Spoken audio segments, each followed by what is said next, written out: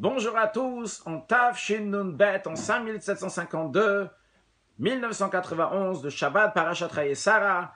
C'était le Shabbat du Kinus HaShluchim, du congrès annuel de tous les Shluchim, du Rabbi Kinus HaShluchim Haolami, du monde entier. Parce que le Rabbi est rentré au Farbringen, les Chassidim ils ont chanté la marche de Rosh Chodesh Kislev,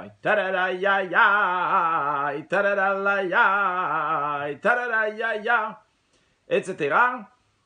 Après le Rabbi il a fait Kiddush, après comme d'habitude, comme très souvent, Zor Shein Zayin de Geul.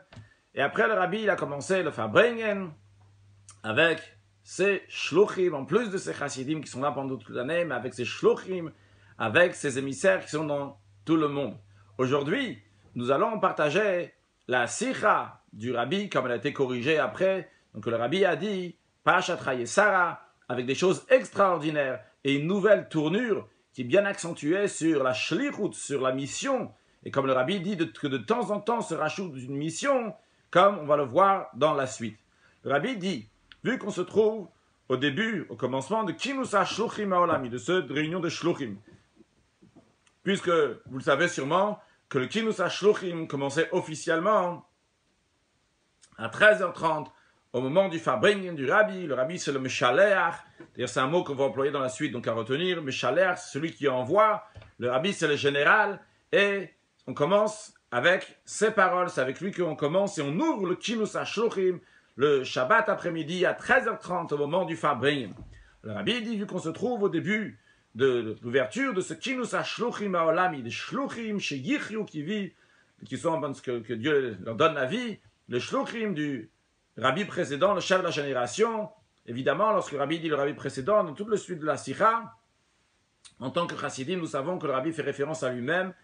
Donc, dans tous les coins du monde où se trouvent ces Shluchim, le Rabbi dit il faut rappeler tout d'abord la base, exprimer le rôle des Shluchim de cette génération de manière générale, et particulièrement le chidush, la nouveauté qui se rajoute particulièrement dernièrement en ce qui concerne le travail de la shlichut. Le Rabbi dit tout de suite, et c'est souligné en gras dans la Sikha, les kabel et pnei Meshiach tzidkeinu bigeula amitit v'ashlema, que le rôle et la nouveauté, la particularité des shluchim dans notre génération, c'est de recevoir Mashiach tzidkeinu, la venue de Mashiach, lors de la délivrance totale. Que le Rabbi va développer un sujet dans la Sikha, et après on reviendra à la fin, donc on comprendra mieux c'est quoi le kabel de Mashiach tzidkeinu, recevoir le visage de Mashiach tzidkeinu, recevoir Mashiach tzidkeinu, la face de Mashiach, recevoir Mashiach en des mots simples. Le Rabbi dit, comme on l'a dit plusieurs fois, en plus du point commun qu'il y a dans le travail des shlichut de Bnei Israël de manière générale, que le travail de manière générale de chaque juif, c'est un shliach d'Akadosh Baruch Hu, c'est un émissaire de Dieu. Et c'est quoi sa mission? C'est comme la Mishnah, elle dit Anil, Aninivreti, El Alesham Eshet Koni, j'ai été créé uniquement pour servir mon Créateur.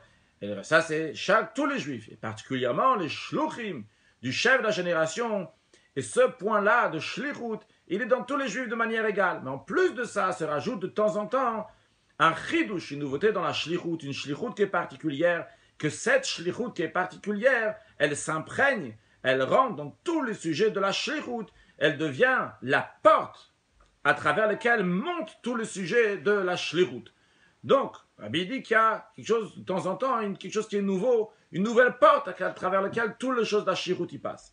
Le Rabbi dit à plus forte raison, en ce qui nous concerne, que le sujet qu'on vient de dire, le kabel de Mashiach tzidkeinu bigula amitit v'ashlem, et de recevoir le Mashiach, le Rabbi dit c'est pas un détail ou un sujet général comme ça dans la shlichut, c'est un sujet c'est quelque chose d'essentiel et quelque chose de très général. Jusqu'à que c'est un sujet de très général dans la Torah, jusqu'à, donc c'est la préparation pour la venue de Mashiach, et que ça englobe, ça en tous les points, tous les détails du travail de la shlichut. Le Rabbi dit, puisqu'on a parlé déjà plusieurs fois, et particulièrement dans les derniers mois, dans les dernières semaines, que d'après ce que nos sages disent dans le Talmud, que Kalu Kol HaKitzim, que tous les temps qui ont été donnés, les dates qui ont été données pour la venue du Mashiach sont déjà passées. Et en plus de ça, il y a ce que le Rabbi précédent, Rabbi Yosef Yitzhak, le chef de la génération, annonçait qu'on a déjà fini, on a déjà fait tchouva. Et on a déjà fini tout ce qu'il fallait faire pour le travail, même ce qu'on appelle faire briller les boutons, qui sont les derniers petits détails que le soldat y fait, ça aussi on a déjà fait. Et donc on est prêt, les Kabbalat Pnei Mashiach Tzidkeinu, pour recevoir Mashiach Tzidkeinu. Alors Rabbi dit la shlichut maintenant elle est est d'être prêt, Bepoal, le Rabbi rajoute le mot Bepoal, concrètement, c'est d'être prêt, Bepoal, concrètement, le Kabbalat Pnei Mashiach Tzidkenu pour recevoir Mashiach Tzidkenu. Là, il fait que répéter les mots du Rabbi précédent. Mais le Rabbi rajoute que ça doit être Bepoal Mamash, ça doit être concrètement. Comme je le comprends, que le Bepoel Mamash, c'est-à-dire que dans toutes les générations, en effet, il y a eu l'attente de la venue de Mashiach, il y avait même toujours qu'on est Mouchan, on est prêt pour recevoir Mashiach. Maintenant, il y a un Bepoel Mamash, il y a l'être humain qui est Mashiach, qui est déjà dévoilé, comme on a déjà appris dans la Sikha précédente de Parashat Vayera, Tafshinun Bet, que le Rabbi a dit que dans notre génération, il n'y a pas seulement la Metsi ou l'existence du Mashiach, il y a aussi la Hidgalut du Mashiach, le dévoilement du Mashiach. Et le Rabbi nous dit maintenant, il faut être prêt concrètement, Bepoel Mamash, dans le concret, de recevoir donc, cette personne de Mashiach qui est déjà dévoilée. Peut-être qu'il y a d'autres explications. Sûrement il y en a des autres, parce que dans le Sikhot du Rabbi, il y a plein d'explications sur chaque chose.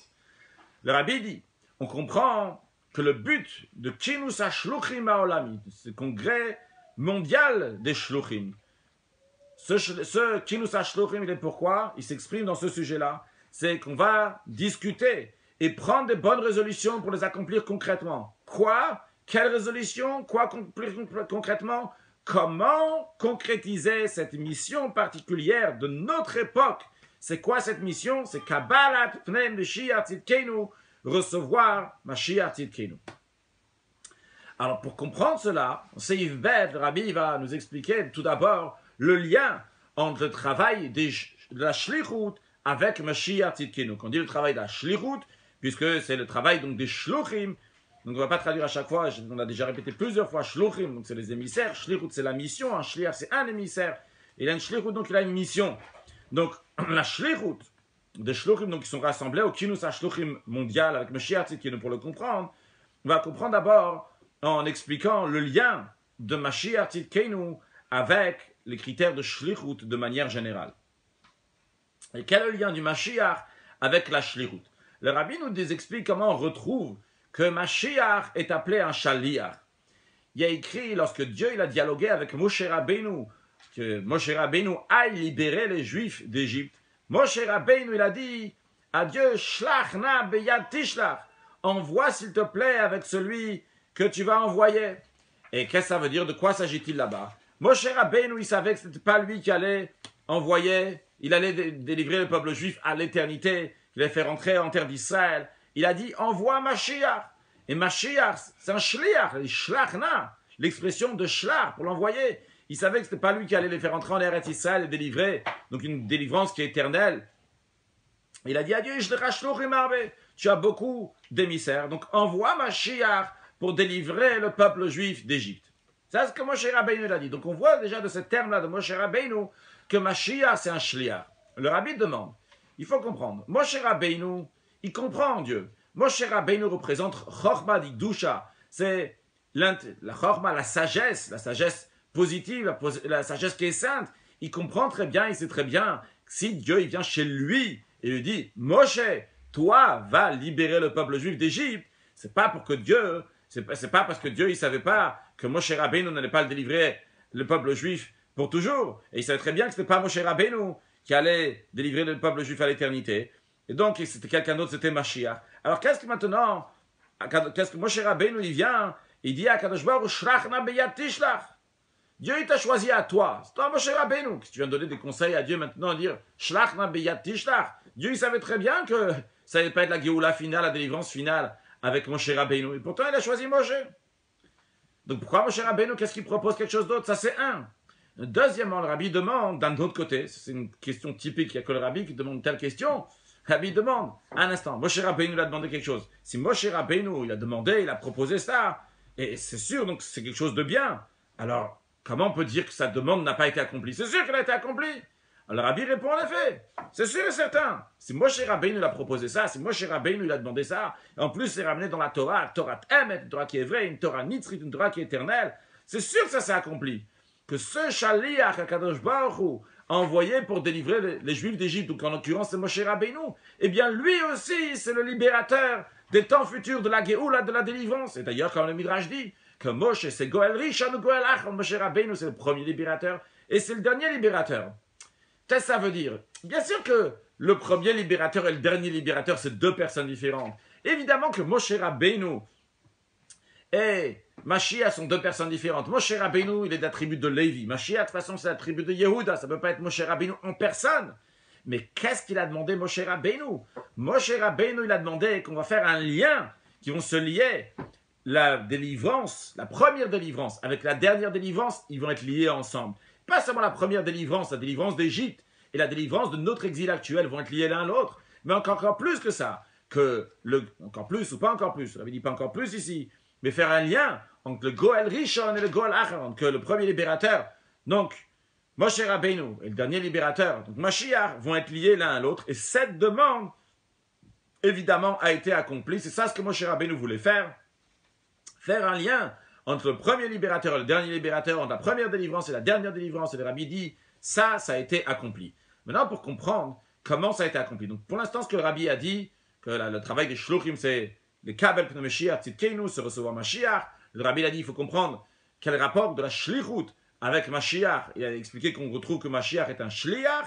Et le Rabbi a ramené où est-ce qu'on retrouve que c'est un Shliach. Il a demandé des questions sur ce que Moshe Rabbeinu a proposé à Kadosh Baruch Hu d'envoyer Mashiach pour libérer le peuple juif d'Égypte. Et le Rabbi a dit que ce que Moshe Rabbeinu a demandé, c'est accompli. C'était quoi la demande de Moshe Rabbeinu? C'était faire un lien entre le premier libérateur et le dernier libérateur, entre la première délivrance et la dernière délivrance. Le Rabbi nous dit, ça a été accompli. Comment ça a été accompli? Pour comprendre cela, le Rabbi va rentrer dans une longue discussion qui est liée avec la paracha de la semaine, de Parashat Chayei Sarah. Dans la paracha de Chayei Sarah, que nous lisons cette semaine, nous avons le premier Shliach qui est mentionné dans la Torah. À travers lui, on va pouvoir comprendre c'est quoi les critères de shlichut d'un shaliach, d'un émissaire dans la Torah. Quel est le premier émissaire que la Torah parle dans la paracha de la semaine? C'est la shlichut, c'est la mission qu'Avram, le premier des patriarches, a envoyé son serviteur Eliezer pour trouver un shidur et faire un shidur à sa fille, un shidur. On va parler dans la suite un shidur. Un shidur, c'est faire une rencontre, comme ça on appelle ça en français, en tout cas faire une rencontre entre, par exemple, un garçon qui s'appelle Yitzhak et une fille qui s'appelle Rivka. La personne qui fait ça, qui fait la rencontre, s'appelle aujourd'hui un chatran. On ne va pas traduire. Donc dans la suite, ça s'appelle un chatran. Alors en tous les cas, Avram, il a envoyé Eliezer pour trouver un shidur et faire le shidur à son fils Yitzhak. Et la paracha nous raconte comment Eliezer, il a fait ça après concrètement, le shidur de Yitzhak et Rivka. Bien, le Rabbi dit, réfléchissons un peu. Quel était le critère de Eliezer lorsqu'il a fait ce qu'Avram lui a dit? Avram lui a dit, la carte Isha livni de Yitzhak, tu vas prendre une femme à mon fils à Yitzhak. Il y a plusieurs manières comment on peut voir Eliezer.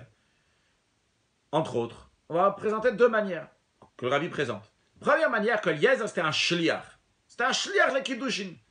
Si quelqu'un, si je veux me marier, faire ce qu'on appelle un Kiddushin, je dis à quelqu'un, il s'appelle Rouven, je dis, tiens, s'il te plaît, va et donne ce qu'il faut à telle et telle femme, et telle femme va devenir, telle et telle personne, cette telle femme va devenir la mienne, parce que tu es mon shaliach, tu es mon émissaire pour faire ce qu'on fait, comme on voit aujourd'hui sous les mariages, lorsque le mari donne la bague à la femme, théoriquement le mari peut donner à quelqu'un, dit tiens, va donner ça à ma femme, à cette femme-là, elle va essayer, elle est d'accord, eh bien elle va être mekudeshet, elle va être sanctifiée. Donc Eliezer, une manière qu'on peut le voir, c'est un shliach le kiddushin, c'est un shaliach pour faire le kiddushin, d'ailleurs comme ça c'est l'opinion de Tosfot. Et dans ces cas-là, si on voit Eliezer comme un shaliach, eh bien, il y a cette notion que la Gemara dit, shliach, shlucho shel adam, kemoto, qu'un homme, shliach de quelqu'un, eh bien, c'est comme la personne. Lorsque j'envoie l'autre personne pour faire quelque chose, eh bien, c'est comme si c'était moi-même. Dans ça même, comment voir cette personne-là? Est-ce que c'est mon shaliach? C'est mon shaliach? Il y a plusieurs manières comment expliquer ça. Dans d'autres sikhot, le Rabbi explique. Et ici aussi, donc Rabbi dit les mots sans dire que c'est 5 niveaux, mais il y a plusieurs manières comment expliquer ça. Une manière qu'on peut expliquer ça, c'est que l'action que l'autre va faire va être considérée la mienne. C'est-à-dire que uniquement l'action, c'est même pas son acte, qu'il est en train de tendre la main pour faire quelque chose, c'est pas la mienne. Mais ce qu'il a fait, le nifal, ce qui a été fait, ça, c'est considéré le mien. Ça, c'est une manière comment on peut voir. Une manière encore plus proche du shaliach avec le meshaléach, c'est de dire que quand moi je suis le meshaléach, j'ai envoyé quelqu'un d'autre pour faire quelque chose, eh bien, c'est pas seulement que l'action qu'il a fait, elle est la même chose que le meshaléach, mais c'est même son acte, qu'il est en train de tendre la main pour faire quelque chose. L'action, pas seulement l'action qui a été faite, mais le mouvement, la main, la personne qui est en train de faire les choses, eh bien, l'action qu'il est en train de faire, c'est considéré comme le Meshaler. Un niveau encore plus haut, c'est que le Shaliach et le Meshaler, le Shaliach devient Kemotodam Shaler. Il devient comme le Meshaler, c'est-à-dire qu'il devient comme lui. C'est-à-dire que tous ses membres, sa volonté, son cerveau, etc., sont comme le Meshaler. Et il y a encore un niveau qui est encore plus haut, c'est pas seulement qu'il est entièrement comme l'autre, mais il est Kemoto, il est Kemoto, c'est-à-dire que pas seulement à l'intérieur, mais il est entièrement comme lui, encore dans sa même, un cinquième niveau, Kemoto Mamash.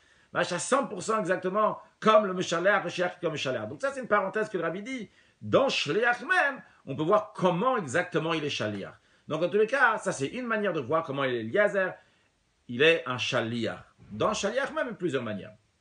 Deuxième manière, comment on peut voir Eliezer. Eliezer, c'est un Shatran. Un Shatran, comme on l'a dit tout à l'heure, donc quelqu'un fait la rencontre entre l'un et l'autre. C'est pour trouver une femme à Yitzhak. Il n'était pas donc un Shaliach, le Kiddush, il n'était pas un Shaliach donc pour faire le Kiddush, pour faire le mariage.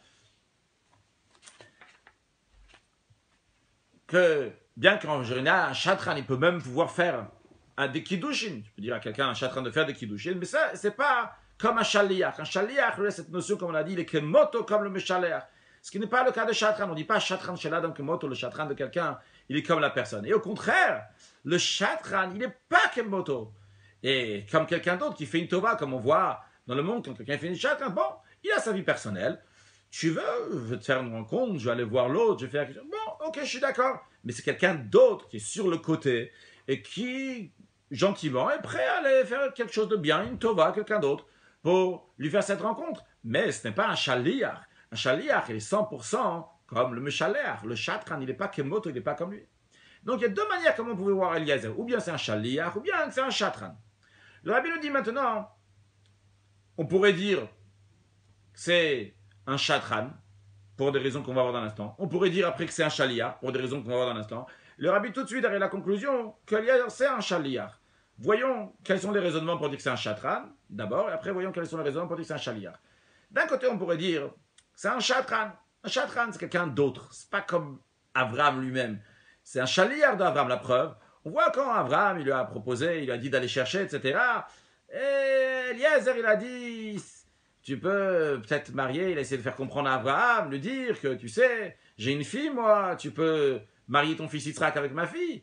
Abraham n'a pas voulu parce qu'il lui a dit, toi tu es maudit et moi je suis béni, et le maudit et le béni ne peuvent pas coller ensemble, puisqu'Eliezer, c'était la descendance de Kenan. Kenan, qui était le descendant, le fils de Ham, le fils de Noach. Noach, il a maudit Ham et sa descendance Kenan, qui vont être serviteurs. Donc Eliezer, lui, il était la descendance de serviteurs qui a été maudit donc par Noach.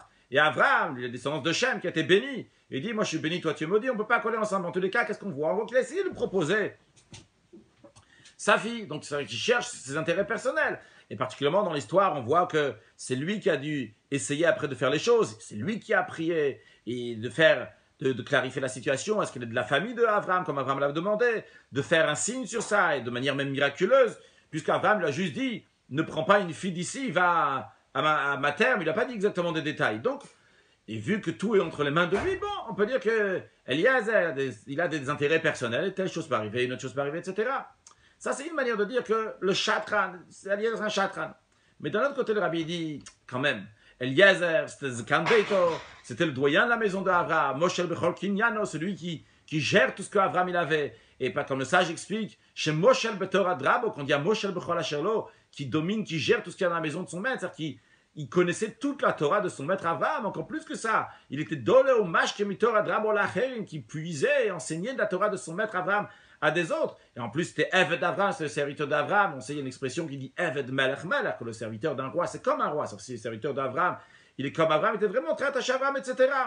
Et on voit aussi dans l'accomplissement, quand il accomplit l'ordre d'Avraham, qu'Avraham lui a dit, la carte à Isha Livni le Yitzhak, tu vas prendre une femme pour mon fils à Yitzhak. Eliezer, il a fait tout, la lettre comme Avraham lui a demandé, encore plus que ça. Avraham l'a fait jurer sur ça. Il a dit, Simna Yad Ratach Adirech, Imetama Souma Ange, etc. Je vais te faire jurer, etc. Que le Rabbi dit, c'est la raison pour laquelle, encore pour d'autres raisons, c'est plus logique de dire, Mistaber Lomar, que c'était un Shaliach, donc un Shaliach d'Abraham, Shliach Adam Kemot, un Shliach comme lui, pour faire les Kiddushim de Rivka, pour sanctifier, pour marier Rivka avec Yitzhak, comme l'on l'a dit tout à l'heure au nom de Tosfot, que Eliezer c'était un shliach et Kiddush c'était un shliach pour faire le mariage. Le rabbi dit, cette idée-là que c'est un shliach, on peut le voir aussi du fait que Eliezer, lorsqu'il est parti pour faire le mariage, trouver un mariage pour Yitzhak, il a écrit, il a pris des chameaux, avec tous les biens de son maître, d'Avram Avinu, il les a pris dans sa main. Et comme les commentaires expliquent qu'Eliezer, il avait dans ses mains, il est tout ce qui appartenait à son maître, il avait dans la main, il pouvait faire ce qu'il voulait avec. Il n'avait pas besoin de permission de son maître. Comme d'ailleurs il a dit avant, qu'il était un Moshel Bechol Asherlo, donc qui gérait tout ce qui appartenait à son maître, qui dominait littéralement tout ce qui appartenait à son maître. Le rabbi rajoute en parenthèse que même si tu vas dire que la raison qu'il avait tout, c'est pas que ça appartenait à Eliezer personnellement, mais comme le commentaire de Rashi explique, que Avraham, il a fait un shtar matana, il lui a donné un contrat dans lequel il y avait écrit qu'il donnait en cadeau tout à Yitzhak. Pourquoi? Pour que les gens vont sauter dessus l'affaire de donner leur fille. Il y a Yitzhak, il a plein de moyens, on veut le donner, il a tout à Avraham, c'est un grand millionnaire, il a plein d'argent. Maintenant, s'il a tout donné à son fils Yitzhak, Yitzhak il a plein d'argent, alors on veut le donner notre fille à Yitzhak. Alors même si on va expliquer ça, donc c'était pas Eliezer personnellement, mais au final, Eliezer, il avait dans ses mains un contrat dans lequel il pouvait faire ce qu'il voulait. Il a très bien la force de le déchirer ou quelque chose comme ça. En tous les cas, même d'après ce commentaire de Rashi, il en ressort qu'Eliezer avait Kol Asherlo, il avait tout ce qui appartenait à son maître Avraham dans ses mains. Et a priori, on pourrait dire, comment Avraham il peut donner tout ça, tout Kol Asherlo il donne à son serviteur, à quelqu'un qui a un doute, comment il va s'en servir.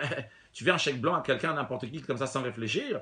Non. Alors si Avraham l'a donné à Eliezer, tout ce qu'il avait, le rabbi en conclut, c'est une preuve qu'Avraham était entièrement dévoué, Eliezer était entièrement dévoué à son maître Avraham, c'était son serviteur, et c'est pour ça, même quand il l'a envoyé pour faire le shido pour Yitzhak, il n'était pas comme un chatran, qu'un chatran il existe, donc il a ses intérêts personnels, sa metziut qu'on appelle, il était un shliach, toute son existence, c'est l'existence du meshalech, et c'est pour ça qu'Avraham pouvait donner kol asherlo, il pouvait lui donner tout ce qu'il avait, sans avoir aucun doute, comme on dit en français, dormir sur les deux oreilles tranquillement, parce qu'il savait qu'Eliezer était vraiment dévoué entièrement à Avraham. Donc Eliezer c'était comme un shaliach qui est entièrement dévoué au meshalech, puisque le shliach, shluch shaladam kemoto, l'émissaire de quelqu'un, il est comme lui, comme le meshalech lui-même.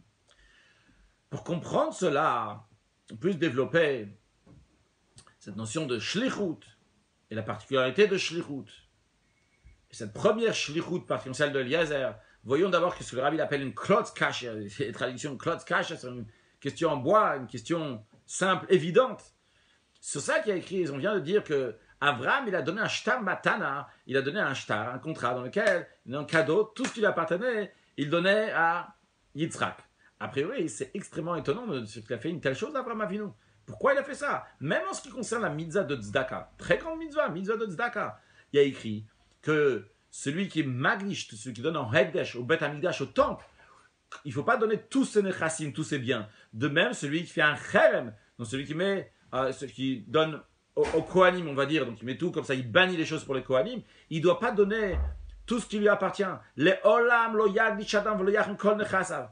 Et ils disent, celui qui fait ça, eh bien, il transgresse, data katu, il transgresse ce que la Torah elle dit. Parce que la Torah, elle dit, quand tu vas donner, un homme va donner mikol asherlo, de tout ce qu'il a. Quand on dit de tout ce qu'il a, c'est pas kol asherlo, il ne doit pas donner tout ce qu'il a. Donc même, c'est une grande mitzvah de tzedaka. Alors ici, comment c'est possible qu'Avraham, lorsqu'il s'agit de marier son fils, il a donné kol asherlo, il n'a pas mikol asherlo, c'est kol asherlo, il a donné tout ce qu'il avait. Pourquoi il a donné tout ce qu'il avait? Il n'aurait pas dû donner tout ce qu'il avait. En plus, même si Avraham l'avait donné en tant que Yerouch, en tant qu'héritage, donc il donne ça en héritage. Alors, il a encore envie, mais il donne ça en héritage à son fils, ça n'aurait pas été compréhensible. La plus forte raison qu'ici, il n'a pas donné ça en tant qu'héritage. Il a donné ça pour que les gens vont sauter pour donner leur fille. Pourquoi il avait besoin de faire ça? Même s'il avait besoin de donner de l'argent, pourquoi il avait besoin de donner kol asherlo, tout ce qu'il avait? Il aurait pu donner une majorité, une grande partie de ce qu'il avait. Avraham, de toute façon, il avait beaucoup d'argent. En plus, Avraham, il avait que 140 ans pour l'instant. Il a vécu encore 35 ans, après jusqu'à 175. Et il a vécu encore 35 ans, il a besoin encore d'argent pour se nourrir, etc. En plus du fait qu'après il s'est marié, et il s'est marié avec Ketura, et Ketura a eu des enfants, etc. Tout ça coûte. Pourquoi il a donné Kol Asherlo? Comment ça se fait qu'il a tout donné? Alors encore, on aurait pu expliquer, si on parle de Pimutanian dans le sens profond des choses, on aurait pu dire, bon, Abraham et Yitzhak, dans le sens profond des choses, c'est exactement la même chose. On sait que Yitzhak ben Avraham, Avraham olivet Yitzhak, Yitzhak c'est le fils d'Avraham, Avraham il a enfanté Yitzhak, pourquoi c'est répété? parce que Yitzhak, il ressemblait à son père Abraham, et sur le sens profond des choses, c'est-à-dire que leur travail et leur intérieur, ils étaient une seule chose, ils étaient une seule suite. D'ailleurs, comme il y a écrit dans le Midrash, que Ha'avot, Henen Merkava, que les patriarches sont un char. Quand on dit qu'ils sont un char, c'est de la même manière si on dit aujourd'hui une voiture. Quand tu conduis une voiture, c'est toi le patron de la voiture. En tous les cas, j'espère, c'est pas la voiture qui va te dire quoi faire. La voiture, elle est soumise. Tu veux aller à droite, elle va aller à droite. Tu veux aller à gauche, tu vas aller à gauche. Alors les patriarches, c'était des voitures, c'était des chars de Dieu. C'est-à-dire que Dieu, où il veut, tu veux que Dieu il veut faire ci, il veut faire ça, ben, Abraham il veut faire ça, Yitzhak il va faire ça, etc. Donc, c'était Abraham, Yitzhak, c'est une suite. Ils sont là pour faire la volonté d'Hachem. Dans le sens profond, quand on aurait pu dire, bon, c'est la même chose. Mais Rabbi dit, quand même, ça a besoin d'explication. De Pashtout à Inyan Malpinigle dans le sens simple des choses, Alpinigle dans la partie dévoilée de la Torah. Quelle explication? Pourquoi Abraham Avinu, il a donné tout ce qui lui appartenait à son fils Yitzhak pour le marier? La réponse est la suivante. Le mariage de Yitzhak et Rivka, c'est pas juste un mariage personnel entre deux personnes comme ça qui sont mariées. C'est le premier mariage qui est dans la Torah, pas juste le premier mariage qui est dans la Torah, mais le premier mariage d'un couple juif, un couple juif qui se marie après la circoncision. Yitzhak s'était déjà circoncis à 8 jours, et il s'est marié avec Rivka. C'est le premier couple juif que la Torah nous raconte, déjà le premier mariage que la Torah nous raconte, et les préparations au mariage que la Torah nous raconte, entre juifs. Et donc, encore plus que ça, pas juste que c'est le premier mariage entre juifs, c'est le premier mariage juif qui va amener après toutes les descendances des juifs. C'est-à-dire, en plus du fait que Yitzhak et Rivka ils sont mariés, donc c'est un mariage, c'est deux personnes qui se marient, c'est leur affaire personnelle. Mais ici, il y a tout l'avenir du peuple juif, il y a tout le clan Israël qui est ici. C'est ça qui donne la possibilité pour la suite de tout le peuple juif jusqu'à la fin de toutes les générations.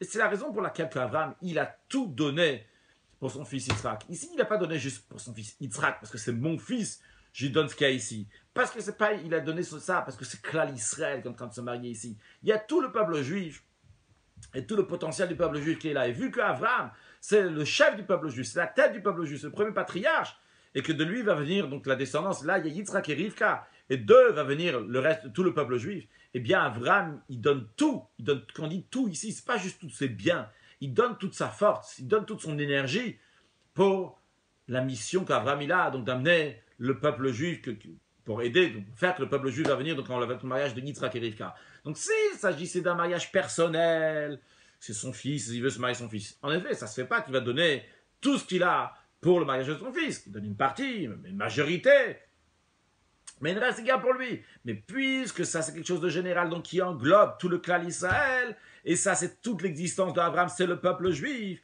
alors il n'y a pas lieu qu'Abraham va garder quoi que ce soit, de manière qu'il va être séparé de cet idéal, cette chose essentielle, donc le mariage du peuple juif. C'est pour ça qu'il a donné entièrement. Et qu'encore une fois, quand il a donné entièrement, il s'est donné entièrement avec tout ce qu'il avait. Le fait qu'il a donné ses biens, c'est comme si c'était un détail. Il s'est donné entièrement. C'est bien aussi, il les a tous donnés. En plus, le mariage vient par la force d'Abraham. Parce qu'Abraham, c'est lui qui a enfanté Yitzhak, c'est lui qui a circoncis Yitzhak, c'est lui qui a fait le shidur concrètement, donc parce qu'il a envoyé Eliezer. Donc c'est pour ça qu'il s'est donné entièrement dans ce qu'il a fait de Kol Asherlo pour ce mariage. Basé sur cela, on peut comprendre aussi, on peut rajouter un détail sur ce qu'on a dit tout à l'heure. On a dit tout à l'heure qu'Eliezer, c'est pas un chatran, mais Eliezer, c'est un shaliach. Eliezer, il était comme Abraham, le même manière qu'Abraham de son côté. Il s'est donné entièrement, toutes ses forces. Il était entièrement dans ça. Il n'y avait rien qui était à l'extérieur de cette idéologie, de ce but de faire ce mariage-là de Yitzhak et Rivka.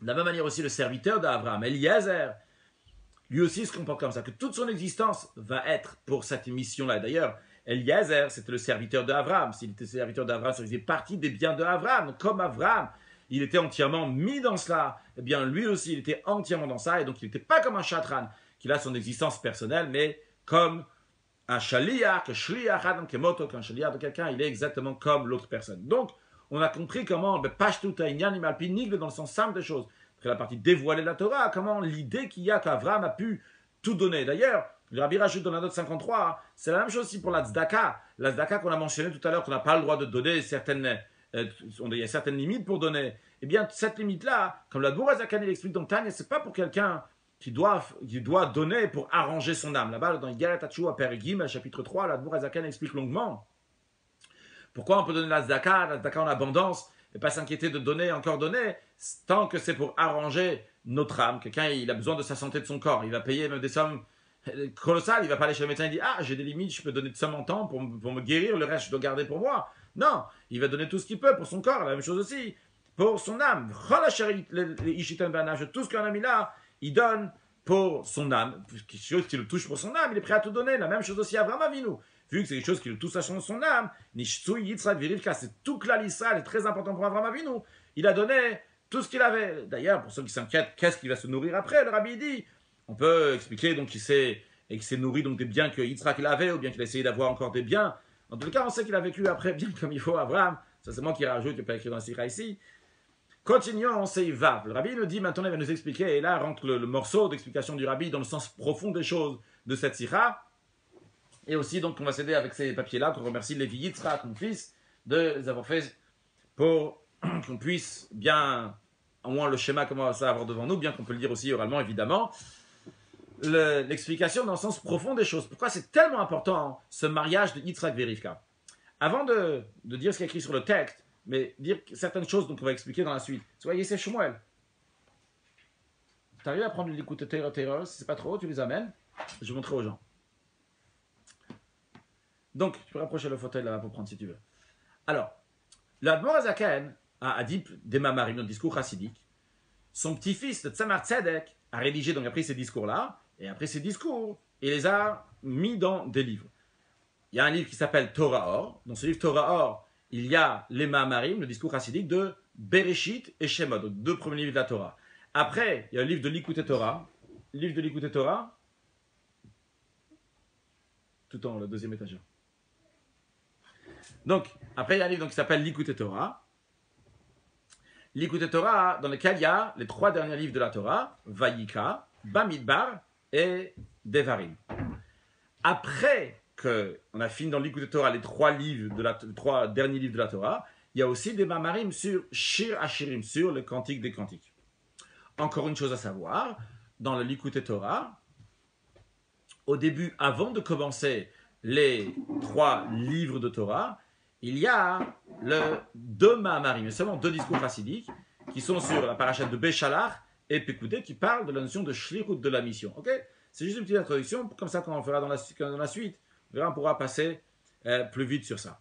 Alors, maintenant, le Rabbi nous dit la chose suivante. Dans le Likutei Torah, à la fin de Likutei Torah, dans la paracha de Bracha, comme ça le Rabbi appelle la paracha qu'on appelle Vezot à Bracha, dans la paracha de Bracha, l'Admor Azaken explique que le mariage de Yitzhak et Rivka, c'est un sujet Hachi Klali.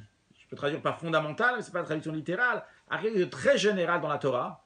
Et dans tout Seder Ishtalshelut. Seder Ishtalshelut, ce qu'on appelle l'enchaînement des mondes, il y a plein de mondes spirituels. Et dans tout Seder Ishtalshelut, c'est quelque chose d'essentiel. Pourquoi c'est tellement essentiel? Ça exprime le travail de l'être humain de manière générale. Qu'est-ce que ça veut dire le travail de l'être humain de manière générale? C'est le Yehud, Ma et Ban. Expliquons un peu plus. Alors ici on a écrit Yitzhak, ici on a écrit Rivka. Là on a écrit Ma, on a écrit Ban. Qu'est-ce que ça veut dire Ma et Ban? Le nom de Dieu, il y a plusieurs manières comment écrire le nom de Dieu. Alors quand on dit comment écrire le nom de Dieu, on parle de nom de Yud Ke Vav Ke, le tétragramme. Maintenant comment écrire le tétragramme, comme vous pouvez voir ici, il y a plusieurs manières. Yud, Yud Vav Dalet, après He Aleph, Vav Aleph Vav, après He Aleph. Si on fait la valeur numérique de chacun de tout ça, on a 20, 6, etc. Merci, qui s'est choix. Donc ici, on a Likutei Torah. Donc ça, c'est le deuxième livre. Donc continuons. Yud Ke Vav Ke. Donc ça fait la valeur numérique 45. 45, c'est Ma. Donc c'est le nom de Ma. Comme vous voyez ici sur la colonne de droite, la colonne de droite, chaque fois va représenter le haut, va représenter le bitul, la soumission, etc. Donc le premier, tout ce qui est au début, vers le haut. Après, on a Ban. Ban, c'est aussi Yud Ke Vav Ke, encore une fois, comme vous voyez ici. Mais juste que là, on va faire Yud Vav Dalet, He Vav Vav, He. La valeur numérique, ça sera à 52. Ça correspond Ban, Bet, Nun. Donc, c'est deux manières de retrouver le nom de Dieu. Et voilà, ici, donc là, le Torah Or, comme on a dit tout à l'heure, merci, c'est Shmuel. Ici, Torah Or, donc c'est Bereshit et Shemot. Et Likutei Torah, on a Vayikra, Bamidbar, Dvarim. Et après, à la fin, on a le Shir Hashirim, le cantique des cantiques. Et comme on a dit au début, on a deux Ma'amarim de Béchalach et Pekudé qui sont tout au début. Et là, on est en train d'expliquer ce que l'Admor Azaken dit dans Bracha. Comment c'est très important, et c'est le Yichud Ma'uban, comment c'est l'union de Ma'uban. Et comme On va expliquer, le yichud de ma ou ban, c'est quelque chose de fondamental et très important. Ça s'exprime dans plein de domaines. On a le yichud aussi de la neshama, de l'âme, avec... Non, ici, c'est une erreur. Donc, les lignes ont été changées ici. Je n'ai pas regardé avant. Alors, ici, le neshama, en face, il faut écrire gouf. On a le neshama et le corps. Donc, d'un côté, il y a l'âme, la neshama elle vient ma, donc c'est ce qui est très haut. Et en bas, nous avons le gouf, nous avons le corps. On a aussi Akadosh Baruch Hu, en face, il faut mettre ici, Akadosh Baruch Hu et Israël. Akadosh Baruch Hu et le peuple juif. Vous verrez après, c'est Lyonim Tartonim. Il faut ici écrire c'est Ruchni, après Gashmiut, après ici ça marche, déjà, ici on est revenu. Ok, on verra ça donc au fur et à mesure. Donc, on a donc ces unions-là entre le haut et le bas qui va se refléter, qu'on retrouve constamment. Donc c'est Yichud, Ma et Ban, donc le mariage de Akadosh Baruch Hu avec les Bnei Israël. D'ailleurs, ce mariage de Dieu avec les Bnei Israël qui sera à la perfection lorsque Mashiach va venir lors de la Géoula, Mitit Vashlema, puisqu'on sait qu'aujourd'hui, on est marié ou on est fiancé avec Akadosh Baruch Hu aujourd'hui? Marié. Aujourd'hui, on est seulement fiancé. Et quand Mashiach va venir, ça sera le mariage avec Akadosh Baruch Hu. Donc, au moment de Matan Torah, c'était le fiançailles du peuple juif. Comme ça, il est écrit dans le Midrash, dans Shemot Rabbah, à Olamazé, ce monde-là, et Roussina, c'était un fiançailles, Avalimot, le Mashiach, le temps messianique, Ionissun, ça va être le mariage. Et donc, dans ça s'exprime tout le travail de l'homme dans l'accomplissement de Torah Mitzvot dans ce monde-là matériel. Yichud, Ma ou Ban, faire le lien entre Ma et Ban. C'est ça le chidush de Matan Torah, c'est la particularité de Matan Torah. On sait, on a déjà mentionné aussi la semaine dernière, il y a 2 semaines, que lorsque il y avait, avant le don de la Torah, lorsqu'Akadosh Baruch Hu il a créé le monde, il y avait une barrière entre le haut et le bas. Dieu il a dit à Shamaim, Shamaim la Hashem, que le ciel il appartient à Dieu.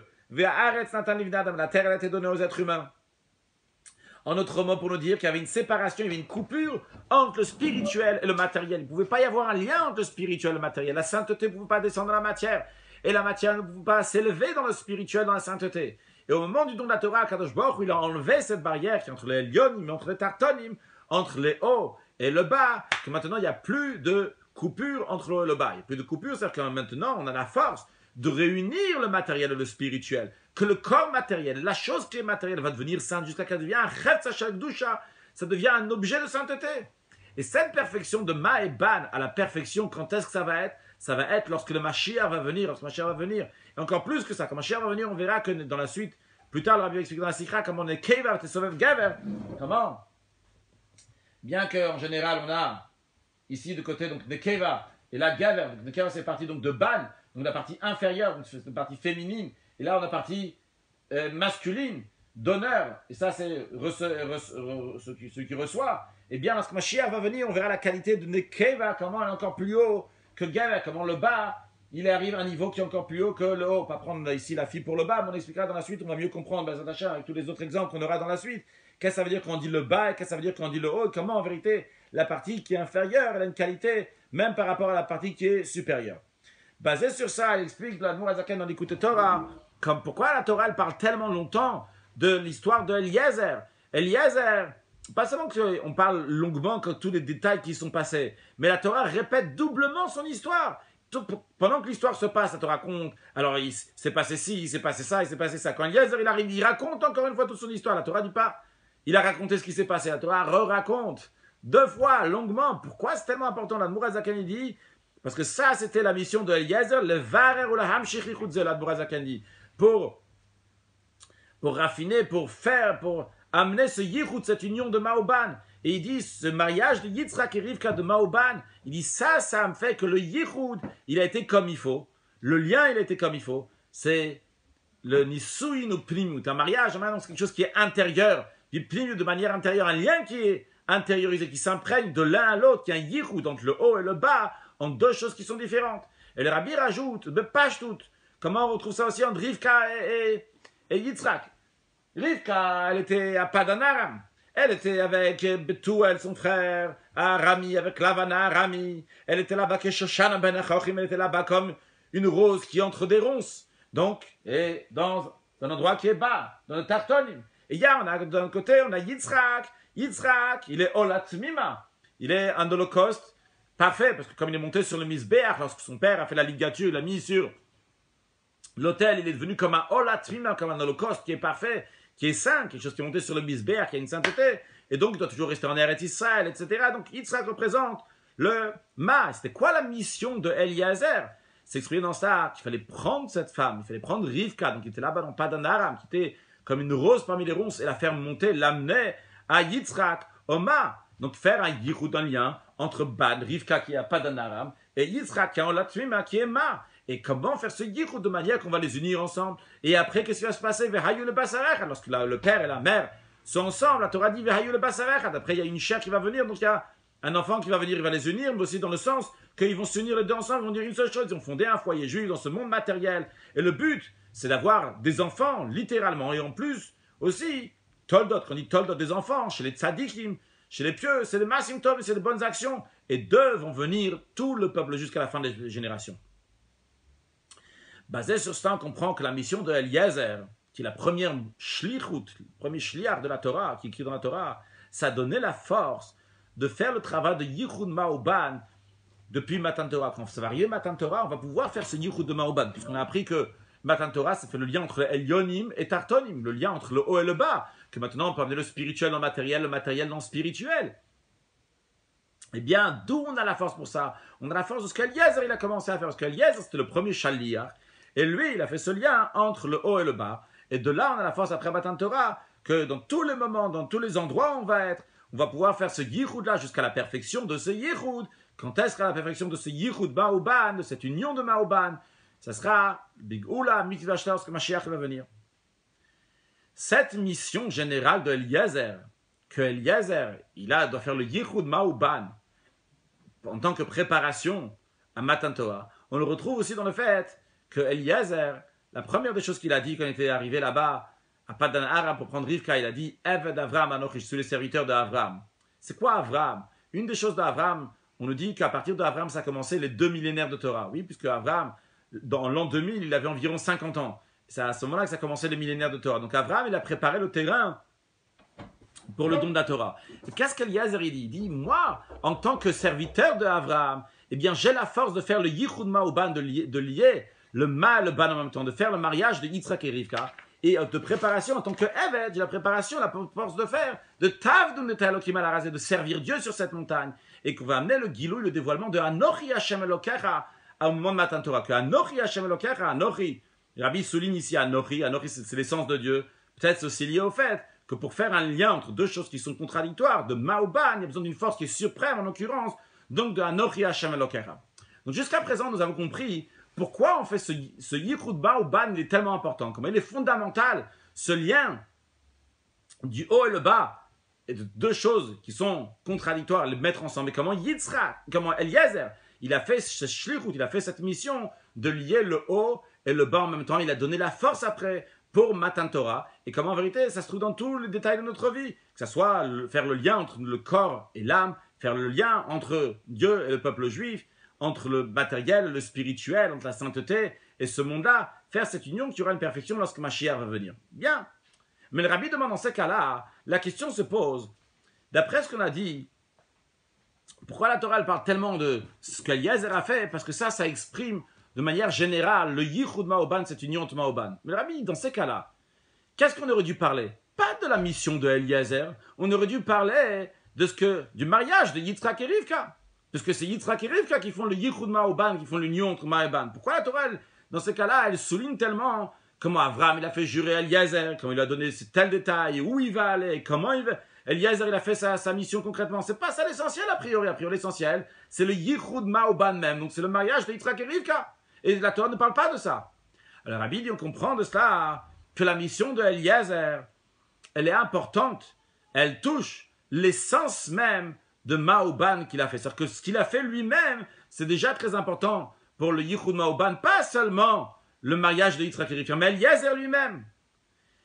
Quelle est l'explication? Pourquoi Eliezer il a quelque chose tellement dans lui-même, on trouve ce Ma'oban? Le Rabbi dit, on va dire l'explication sur ça, et d'ailleurs, le Rabbi nous dit que par cette explication aussi, on va comprendre pourquoi Eliezer c'était un shaliach, c'était pas un chatran. Pourquoi? Parce que pour faire le lien, pour faire le travail de Ma'oban il faut que la personne elle-même qui va faire ça va avoir le Ma'uban. Et donc il va avoir une Metsiout, il va avoir une existence. Une existence, cette Metsiout s'exprime dans la partie donc, qui est Ban. Il va être une Metsiout, il va être une existence. Et pourtant, tout en étant une existence, il va se soumettre avec le Meshaler. Il va avoir cette annulation, le Ma. Et ça, c'est le sujet d'un Shaliach, et pas un Chatran. Pourquoi un Shaliach spécialement? Un Shaliach, dans lui-même, il y a un paradoxe. D'un côté, un Shaliach, ça doit être un Bardat. Un Bardat, il a un Metsiout, il a sa propre existence. D'un autre côté, le Shaliach, il a une autre chose, une autre facette, qui doit être totalement soumis au Meshaler. Il doit réaliser, moi, je suis seulement le Shaliach du Meshaler. Et je ne dois rien changer de la volonté du Meshaler. Ça m'a fait remettre la vidéo un peu en place qu'elle a touché. Ne passe pas là-bas, cette mouche-là, s'il te plaît. S'il change du date à Meshaler, s'il change ce que le Meshaler il a dit, eh bien, il est plus un Shaliach. Non. Mais je sens là ici. Okay. Donc, s'il fait ça, s'il change, il n'est plus du date à Meshaler. Il ne fait plus ce que le Meshaler il a dit. Il arrête d'être Shaliach. Il doit savoir qu'il va faire ce que maintenant le Meshaler lui doit faire. Et ce qu'il fait, c'est par les forces du Meshaler. Et jusqu'à que Shliach Adam Kemoto, jusqu'à qu'il savoir que comme le Meshaler, il devient comme le Meshaler. Donc, encore une fois, qu'est-ce qu'on voit dans le Shaliach? Il a deux facettes.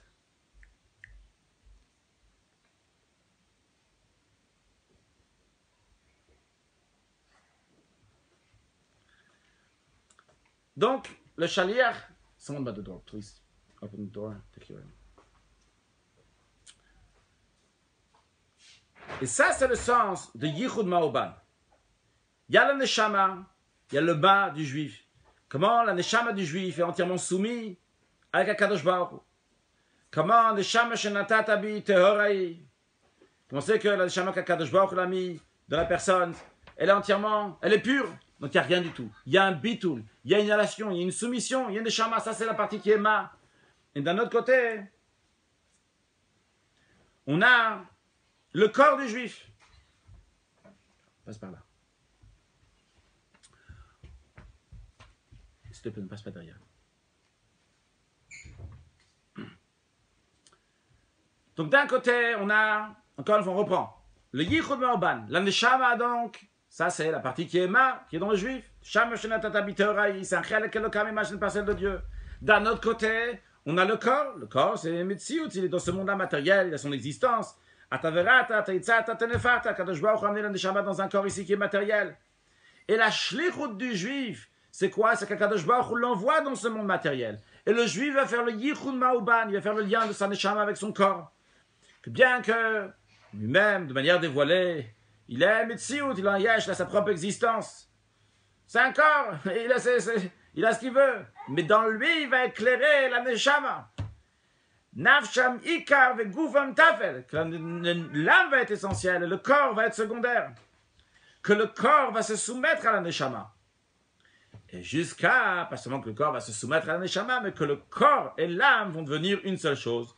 Par le travail en Torah, en mitzvot, que eux, des choses matérielles, ils vont amener, dévoiler la Gdusha, la sainteté dans la matière de ce monde, de manière que chaque chose que le juif y fait, on va voir le lien entre sa Neshama et son corps, le Ma'uban, comment il se tâche avec Akadosh Baruch Hu, Shlucho shel Adam ha'elyon kemoto, que le juif c'est un shliach d'Akadosh Baruch Hu, et donc il est kemoto comme Akadosh Baruch Hu, c'est kemoto mamash, pas juste qu'il a son existence comme ça, kemoto mamash, entièrement soumis à Akadosh Baruch Hu. Le deuxième détail de shliach, comment il est totalement soumis à Akadosh Baruch Hu, il y a une seule chose avec Dieu, qu'est-ce qu'on voit à travers ce shliach, à travers ce juif?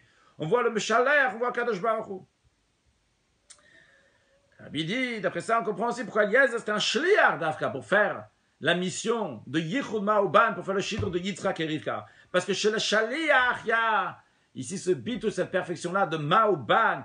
Il a une metsiout, il a un ban, et d'un autre côté, il a aussi le bitou, il a aussi le ma, ce qui n'est pas le cas d'un chatran. C'est la raison pour laquelle Eliezer, il était un shliach. Il a le ma et le ban, il a ces deux facettes. D'après ça, on comprend aussi pourquoi Abraham il a donné Kol Asherlo. Il a donné tout ce qu'il avait pour faire cette mission-là. Tout à l'heure, on a expliqué le sens simple des choses, que c'était toute sa vie, c'est donné avec l'Israël, mais ici, dans le sens profond des choses. le Yichud Ma'uban, ça englobe, ça enlace tout le Seder Ishtal, ça englobe toutes les choses qu'on fait, toute Torah mitzvot s'exprime dans ça, de faire le lien entre le haut et le bas. C'est la raison pour laquelle qu'Avraham, il a donné Kol Asherlo, particulièrement cette force-là pour faire le Yichud Ma'uban, comme il va se dévoiler avec Matan Torah, et après c'est arrivé à la perfection, ce que Mashiach va venir, et tout ça, ça vient d'où? Donc ça vient de Avraham. Basé sur ça, le Rabbi rajoute encore un point, quelque chose qu'on va comprendre, quelque chose, comme le Rabbi dit, Biur al-Dvar Pele, quelque chose d'extraordinaire. Parce que quelque chose d'extraordinaire, tout à l'heure on a bien souligné où est-ce que se trouve cette explication de Yichud Ma'uban. On a dit c'était dans quelle paracha? Dans la paracha de Bracha. Paracha de Bracha, c'est tout à la fin de Torah Or l'Écoute Torah, donc ils sont d'ailleurs, le Rabbi appelle ça Sifa Yesod chez Torah Sheba Bel Chassidut, le livre de base de la Torah orale de la Chassidoute. Où est-ce qu'on retrouve ça? C'est dans la paracha de Eliezer et dans le mariage de la paracha d'Eliezer, le mariage de Yitzhak et Rivka. On ne le retrouve pas dans Torah Or, dans le livre dans lequel on parle dans le Marim de Chaye Sarah. Dans le Marim de Chaye Sarah, c'est là qu'on aurait dû retrouver cette notion-là de Yichud Ma'uban. Où est-ce qu'il se trouve? Dans l'Écoute Torah. Ou dans l'Écoute Torah? À la fin, mais avant Shir HaShirim. Pourquoi? Le Rabbi il dit ici, c'est en train de nous dire ici que la mission de Eliezer de faire le mariage de Yitzhak et Rivka, le faire de Yichud Ma'uban, la perfection ce sera lorsque Mashiach va venir. C'est la perfection de tout, c'est le travail de tout. Fais toute la Torah, commence, Bereshit, Shemot, Vayikra. Quand tu arriveras à la fin, eh bien à ce moment-là, on arrivera à la perfection de Ma'uban. Et à ce moment-là, lorsqu'on arrive à cette perfection, eh bien se fait le mariage d'Akadosh Baruch Hu avec le Bnei Israël. Le mariage d'Akadosh Baruch Hu avec le Bnei Israël, ça c'est justement ce Shir HaShirim, le cantique des cantiques. Toutes des expressions, quand il y a un mariage entre Akadosh Baruch Hu et le Bnei Israël. Ça c'est une chose. Encore une chose, on a dit qu'au début de l'Écoute Torah, il y a deux mamarim, deux discours chassidiques sur Beshalach et Bekoudé, qui sont juste avant. Et quoi on parle là-bas, le Rabbi dit? On parle de la shlichut là-haut. Comme Akadosh Baruch Hu envoie quelqu'un en shlichut, en mission. Chaque juif, c'est le shliach d'Akadosh Baruch Hu. Il explique là-bas comment c'est shlucho shel adam ha'elyon kemoto. Qu'Akadosh Baruch Hu, il a envoyé être un neshama ici-bas dans un corps matériel pour qu'il va faire sa mission. Pourquoi on aura dit ça au début de l'Écoute Torah? Le Rabbi dit ça, on te dit au début de l'Écoute Torah. On vient te dire, ça c'est la base. Ça c'est le début du travail de l'homme. Le fait, sache, tu es un shliach shel adam kemoto. Sache que tu es un émissaire d'Akadosh Baruch Hu. Et à la fin de l'Écoute Torah, on t'explique que ça y est, Chazak, tu as fini le travail. Maintenant, Yichud Ma'uban, tu as fini de faire le lien entre Ma'eban, la préparation pour le mariage d'Akadosh Baruch Hu. Tu passes à Shir HaShirim, tu passes donc au mariage même avec Akadosh Baruch Hu. Tu as fini le Yichud Ma'uban. Basé sur cela, le Rebbe il revient sur ça que Mashiach, c'est un shliach. Maintenant qu'on a parlé de shliach, comment Eliezer c'est un shliach, la particularité de shliach, et comment le shliach il a les deux facettes, et comment il est soumis au Meshalech, il est donné au Meshalech. Eh bien, revenons à Mashiach, qui est un shliach, puisque Moshe Rabbeinu il a dit Shlachna beyati shlach, il a demandé d'envoyer Mashiach. Mais pourquoi Mashiach c'est un shliach? Parce que Mashiach, à travers lui, se fait le shleimut inyan shlichut. La shlichut, à la perfection, elle se fait par Mashiach. Elle arrive elle aboutit à sa perfection. Le Yichud Ma'uban, qui a commencé donc, comme on a dit, avec le premier shliach, avec Eliezer, par le mariage de Yitzhak et Rivka. Cette shlichut, elle va arriver à la perfection lorsqu'il y aura Mashiach, la Geoula Mitit Vashleima, qu'à ce moment-là, il y aura la neshama, le gouffre, le corps et l'âme qui vont s'unir bien comme il faut. Akadosh Baruch Hu avec les Bnei Israël qui vont s'unir bien comme il faut. Et dans ce monde matériel aussi, il y aura Akadosh Baruch Hu, le dévoilement d'Akadosh dans ce monde-là, de manière que le monde entier va venir dire à l'Obetartonim, demeure à Dieu. Donc tous ces points-là, le corps et l'âme ensemble, Dieu et le peuple juif ensemble, la divinité dans le monde, tout ça, c'est ces trois notions qu'on vient de dire, c'est des notions de Yichud Ma'uban qui vont être parfaites lorsque Mashiach va venir. Et Mashiach lui-même, il doit avoir le shliach, de la même manière qu'on a vu que Eliezer. Eliezer, c'est pas juste qu'il a dit, ah, Yitzhak c'est Ma, Rivka c'est Ban, on va faire Yichud Ma'uban. Il fallait que Eliezer lui-même, dans sa personnalité, il a la notion de Shalia. Dans sa personnalité, il a ces deux facettes de Ma'uban, que d'un côté, il a son existence, lui c'est un bardat, il va réfléchir comment faire, etc. Et d'un autre côté, il va être soumis, faire exactement ce qu'Abraham Avinu lui dit. Et par cela, vu que dans lui, il a Ma'uban, dans sa personnalité, il peut faire la mission de Ma'uban. La même chose aussi, pour que Mashiach va faire sa mission de Ma'uban, d'amener Dieu dans le monde, lier le peuple juif avec Akadosh Baruch Hu, lier le peuple juif dans eux-mêmes, entre leur corps et leur âme, il faut que dans lui-même, il a cette notion, donc de manière particulière, qu'il a ce Yichud Ma'oban. Et ça, c'est dans Mashiach même. D'un côté, Mashiach, c'est un Mitziyut Le'atzon, c'est Mitziyut Le'atzon. C'est un être humain, Bassar Madame, comme nous tous, etc. Et d'ailleurs, quand le Ram me dit les critères de Mashiach, il dit que Mashiach va être Melech ben David, un roi de la lignée de David, Ogeba Torah, Vosek va mitzot que David, qui étudie la Torah, etc. Mais après, il dit, V'yilchom milchamet Hashem inatzeach, V'yilchom milchamet Hashem, il va faire des guerres de Dieu.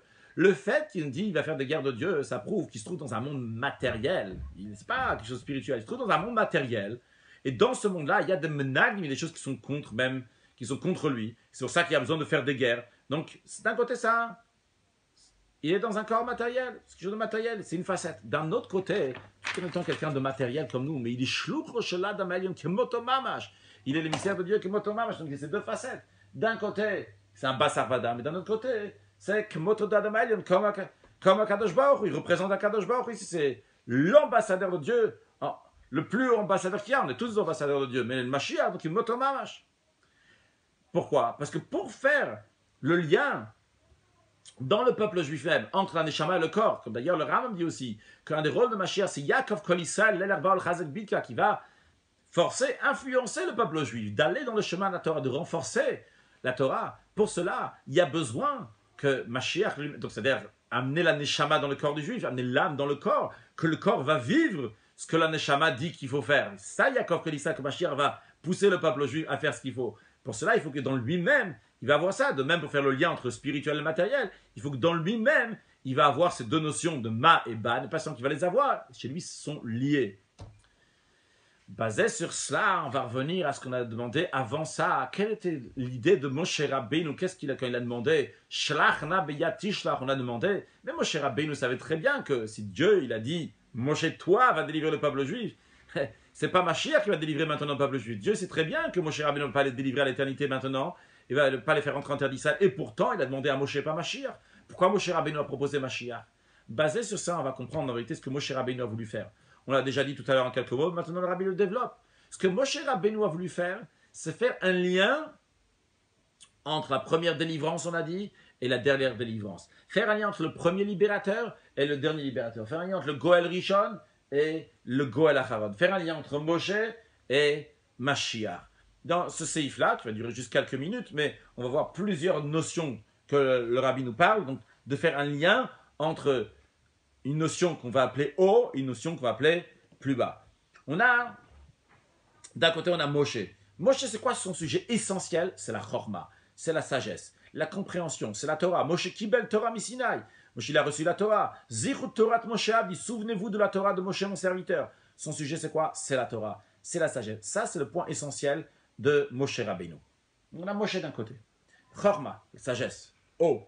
D'un autre côté, on a Mashiach. Mashiach, c'est Malchut. C'est le règne. Comme il y a écrit, Yamod Melech Ben David. Le Ram dit, ça se levait un roi de la lignée de David. Ça, c'est sa particularité. Alors, pourquoi on dit ça, c'est haut, ça, c'est bas? Cette différence-là entre Moshe et Mashiach, c'est comme on voit dans les sphères. Dans les sphères, il y a 10 sphères dans chaque monde. La première des sphères, c'est Chorma, la sagesse. La dernière des sphères, c'est Malchut, la royauté, la noblesse. Donc, on a la Chorma qui est tout en haut, Moshe qui est tout en haut, Mashiach qui est Malchut, qui est à la fin. Comme on voit tout de suite à la fin du travail. On a donc Chorma d'un côté, on a Malchut de l'autre côté. Donc, la première des sphères, donc, qui est Chorma. La dernière qui est Malchut, c'est la qualité de Mashpia, ce qui donne, et Mekabel, ce qui reçoit. Parce que les sphères qui sont en haut, quand on commence, on parle en l'occurrence, on parle que de Chorma. Mais tout ce qui est après Chorma, les autres aussi, ils sont donneurs. Et Malchut, qui est la dernière, elle reçoit de tout ce qu'il y a au-dessus. Si on reprend l'exemple, Shemesh et Levana. Le soleil et la lune. Le soleil donne une lumière, la Levana, la lune, reçoit la lumière. Les sphères qui sont donneurs, et bien Chorma et la suite sont appelés Shemesh, le soleil, et ceux qui reçoivent, c'est Malchut qui reçoit comme le Levana qui reçoit, donc c'est la notion de Mekabel.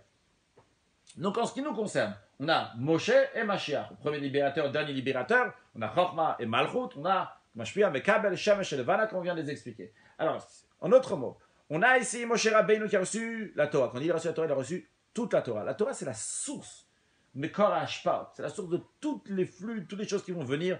Et de la Torah vient la force pour tout ce qu'il y a, même la dernière délivrance. Même la délivrance à venir, elle vient aussi donc par la force de quoi? Par la force de la Torah. Donc ça, c'est le côté de Moshe Rabbeinu. C'est la suite de l'autre papier, donc c'est droite, gauche, droite, gauche. Donc d'un autre côté, on a Mashiach. Mashiach, c'est le Goal Achron, c'est le dernier libérateur. Le dernier libérateur qui va nous amener la délivrance, donc une délivrance qui sera finale, éternelle. Donc on a dit, ça correspond à Malchut, donc il est la dernière des sphères. Donc ça représente à la fin du travail. Il est là, à la fin du travail. Mais par son bitul, par cette soumission, par la soumission du Mekabel, de celui qui reçoit, eh bien, il a tout ce qu'il y a au-dessus. Donc Malchut, par exemple, qui reçoit tout ce qu'il y a au-dessus, tous les autres sphères qu'il y a au-dessus, vu qu'il a cette soumission de recevoir, eh bien tout va rentrer de manière intérieure, ça va s'intégrer dans lui-même. Donc, vrai que la Torah, c'est la source de tout l'Hashpot. Mais qui est-ce qui va le recevoir? Celui qui est au bout du travail et celui qui se soumet, qu'il est Mekabel, eh bien à ce moment-là, il reçoit tous ces niveaux-là et encore plus que ça. Ce qui est à la fin du travail, ce qui est tout en bas, eh bien, il a une source qui est encore plus haut en vérité. C'est-à-dire, ça a une source de lumière, ça aussi, ça a une source de lumière. Mais en vérité, la source de lumière qui est du bas, sa source est encore plus haute que celle-là. On ne va pas expliquer tous les détails maintenant, mais en tous les cas, l'idée, c'est celui qui est tout en haut, il reçoit d'un niveau qui est juste au-dessus, on va dire. Celui qui est tout en bas reçoit d'un niveau qui est beaucoup, beaucoup plus haut. Juste dire un petit mot, une petite idée sur ça. Dans Chassidut, c'est ramené souvent l'image du mur qui tombe. Lorsqu'il y a un mur comme ça qui tombe, alors si ça tombait, ce qui est tout en haut va tomber très très bas. Donc c'est la même idée. Tout ce qui est très très bas, en réalité, sa source vient d'un niveau qui est extrêmement haut. Et lorsque Mashiach va venir, justement, va se dévoiler la source de tout ce qui est dans le très très bas, tout ce qui est là très très bas, qu'en vérité, comment il a une supériorité par rapport à tout. Que le receveur, il a une supériorité même par rapport au donneur. Donc en l'occurrence aussi, il y a écrit Nekeva Tesor Gever, en l'occurrence spécialement, mais il y a écrit Nekeva, on a parlé de ça tout à l'heure, Nekeva Tesor Gever, que la Nekeva, le féminin, va être plus haut que le masculin. Bien qu'aujourd'hui le féminin reçoit et le masculin donne, donc logiquement celui qui donne est toujours plus haut que celui qui reçoit. Lorsque Mashiach va venir, on va voir la qualité donc du receveur par rapport au donneur. De même, en ce qui concerne la Neshama et le goût, en ce qui concerne l'âme et le corps. Aujourd'hui, c'est la Neshama, c'est l'âme qui nourrit le corps. Lorsqu'il est écrit que lorsque Mashiach va venir, eh bien c'est le corps qui va nourrir l'âme. Et c'est la raison pour laquelle que Mashiach va amener la Géoula. Il est au bout de tout. Eh bien, lui, il reçoit tout, et il la reçoit d'un niveau qui est encore plus haut. Et lui, il va amener la délivrance, même la délivrance de Moshe Rabbeinu. Et c'est la raison pour laquelle que Moshe Rabbeinu, ce qu'il a voulu faire, ce qu'il a réussi à faire, en disant Shlach na beyat tishlach, c'est de faire un lien entre le Goel Rishon et Goel Acharon. Que les deux libérateurs vont avoir un lien. C'est-à-dire que Mashiach va pas avoir seulement la qualité qu'il y a au bout, il va avoir aussi la qualité du début. Le Goel Acharon, dernier libérateur, va être lié avec le Goel Rishon. C'est la raison pour laquelle que Mashiach ne sera pas seulement un melech, un roi, mais il va être aussi un rav. Et d'ailleurs, ce lien-là que Moshe Rabbeinu a fait, c'est pas seulement que à la fin, on va avoir aussi la qualité du début, que Mashiach va avoir aussi la qualité de Moshe Rabbeinu, que le melech à Mashiach, le roi Mashiach, va avoir aussi la qualité de rav. Mais c'est aussi Moshe Rabbeinu, il a reçu la qualité de melech, comme il y a écrit, Vayihi Bishurun melech, qu'il y avait un roi de Yishurun, le peuple juif, qui était melech. En l'occurrence, c'est qui ce roi-là? C'est Moshe Rabbeinu qui était roi. Rabbi dit, ça c'est, on retrouve aussi une allusion, le fait que Mashiach, si tu prends le mot Shaliach, Shaliach, tu vas avoir la valeur numérique de 348. Tu prends 348 plus 10, ça fait la valeur, ça fait 358. 358, c'est la valeur numérique de Mashiach. Alors qu'est-ce que ça veut dire de prendre Shaliach plus 10? Ça veut dire que lorsque quelqu'un fait ça, le Mashiach, il fait sa mission en tant que Shaliach. Parce qu'on a dit que Mashiach, c'est un Shaliach. Lorsqu'il fait sa mission avec les 10 forces de son âme, de Chorma jusqu'à Malchut, parce que on a parlé tout à l'heure de 10 sphères, de Chorma jusqu'à Malchut, de la sagesse jusqu'à la noblesse, mais ces 10 sphères existent aussi dans nos forces, à nous-mêmes. Donc on prend nos 10 forces, sans expliquer maintenant qu'est-ce que ça représente exactement dans nous-mêmes, mais on a la sagesse, j'espère que tout le monde peut comprendre que ça veut dire la sagesse. Donc sûrement si vous êtes en train d'écouter ça, c'est que vous avez de la sagesse, sans aucun doute. Donc la sagesse jusqu'à la noblesse, donc les 10 étapes, eh bien ces 10 étapes qui sont dans nous-mêmes, qui sont dans Mashiach, dans nous-mêmes, sont dans Mashiach aussi. Un être humain, il prend ces 10 forces-là en tant que chaliar de Dieu, et par cela, il dévoile donc Mashiach. Non, le rabbi traduit ça un peu plus concrètement pour nous. On sait que dans chaque juif, il y a une étincelle de Moshe Rabbeinu. Dans chaque juif, il y a une étincelle de Mashiach. L'expression de la Sira ici, ce n'est pas une étincelle, c'est Brinat Moshe, un niveau de Moshe, un Brinat de Mashiach, un niveau de Mashiach. Bien. Donc, le rabbi dit, vu que chacun a un niveau de Moshe, un niveau de Mashiach, eh bien, on comprend que dans chaque juif, il y a ces deux notions-là qu'on a vues jusqu'à présent, ces deux côtés qu'on a vus, et qu'on a vu aussi donc Moshe et Mashiach, eh bien, ils existent aussi dans chaque juif. Chaque juif, il a été créé, le Shamesh et Koni, pour servir mon créateur. C'est l'expression qu'on a mentionnée tout à l'heure de la Mishnah. Et cette mission-là s'explique de manière générale, les Ha'ir al-Haaretz, d'éclairer sur le monde, d'amener la divinité dans le monde, d'amener la Kdusha, la lumière de la sainteté, la lumière de Dieu dans le monde. Dans ça même, comment éclairer, il y a deux manières. De la même manière qu'il y a deux Mahor, lorsque Dieu l'a créé, le monde, il a créé deux Mahor, deux Meorot, deux luminaires. Il y a le Mahor Agadol, le grand luminaire, donc le soleil, et le Mahor Akatan, le petit luminaire, donc qui est la lune. Alors, la même chose aussi chez le juif, parce qu'on sait qu'il y a écrit Gam et Olam Natan Belibam, que Dieu il a donné, littéralement, il a donné le monde dans leur cœur. Ça veut dire que dans le juif, ça existe ça. Tout ce qu'il y a dans le monde s'exprime aussi chez le juif. Dans le monde, il y a le soleil et la lune. Chez le juif aussi, il y a le soleil et la lune. Il y a une manière que le juif, il influence, il éclaire le monde comme un soleil. Donc il est en tant mashpia, en donnant. Et il y a aussi un travail qu'un juif il reçoit, il est le vana. Mais ça aussi, même quand il y a une lune, il est le aïr à la haaretz. Il est le aïr à la haaretz. Comment la lune l'éclaire? La lune l'éclaire de ce qu'elle reçoit. Vrai, elle reçoit d'ailleurs, mais ça, ce qu'elle reçoit, ça va refléter après ce qu'on appelle aussi un or-roser, une lumière qui revient. L'idée de lumière qui revient, c'est un peu comme l'idée de ban et tout ce qu'on a expliqué avant. C'est quelque chose qui est plus bas, mais ça arrive plus haut. Et comme le sage dans l'expression, ce que le sage dit dans les Pirkei Avot, il écrit Umi talmida yoter mikulam. Qu'est-ce qu'il dit? Le maître, il dit j'ai appris beaucoup de mes maîtres, beaucoup de mes amis, mais encore plus de mes élèves. Par les élèves qui font creuser dans la tête du Rav en demandant une question, ben il y a une lumière qui creuse et qui revient d'un niveau encore. Finalement, ça arrive à un niveau encore plus haut. Donc la lune aussi, elle donne aussi un niveau. Donc elle donne aussi de la lumière. Donc le juif, que ce soit, il va éclairer le monde, que ce soit de manière avec le soleil, que ce soit avec la lune, mais toujours il doit éclairer. Et le rabbi dit yesh bazé machin bazé. Chacun il a sa qualité. Il y a la qualité d'éclairer comme un soleil, éclairer comme une lune, recevoir, donner, etc. Et de manière plus détaillée, le rabbi dit ces deux sujets-là, ce sont les deux sujets qu'il faut avoir chez le shaliach, chez l'émissaire. D'un côté, il doit avoir une soumission, mais shaliach, il doit être soumis, mais kabel, recevoir, c'est comme la lune. D'un autre côté, il doit être médecin du final, il doit avoir une existence en soi-même, un bardat, qui comprend les choses, il comprend de lui-même, avec son cerveau, comment lui doit faire sa mission, il doit éclairer la terre, il doit réfléchir comment je dois éclairer ma terre, je trouve dans tel endroit, je dois éclairer comme ci, etc. Maintenant, le fait que Moshe, donc on comprend qu'il y a Moshe et Mashiach, il y a Mashpia, Mikabel, il y a Shemesh, il y a le Vana, etc. Comme on a montré ici derrière sur le tableau, que je remercie encore une fois Lévi d'avoir fait. Eh bien, le fait que Moshe et Mashiach, ils sont unis, eh bien, ça donne la force aussi chez chaque juif qui va avoir aussi ce travail-là, qu'en tant que Shaliach, il va pouvoir unir les deux choses.